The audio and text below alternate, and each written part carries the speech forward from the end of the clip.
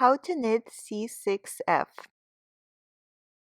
This is a very easy cable stitch, and you can use a cable needle or an extra set of circular needles, and they don't have to be the same size as the circulars you use, could be just a similar size.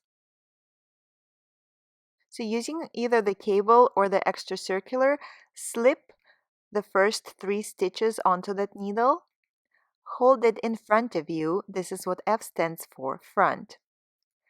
Knit the next 3 stitches using just your regular working circular needles.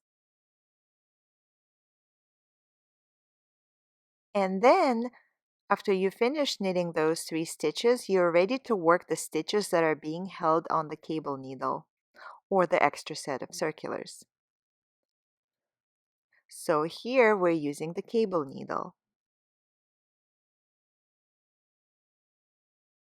And now we're going to demonstrate using the extra set of circulars.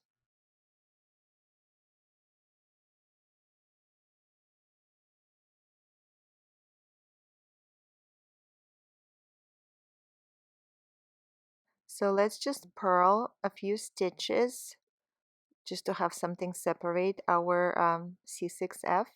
Now we are ready to do another set of C6F. So use the extra set of circular needles to slip 3 stitches. So the total number of stitches you're working with is 6. You're holding 3 stitches in front. So you slip the 3 stitches onto an extra set of circular needles. Then you knit the next 3 stitches.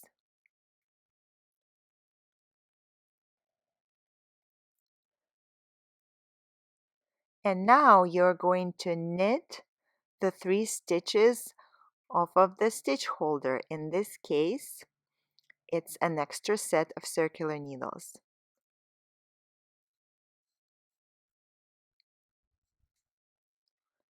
And you're all done.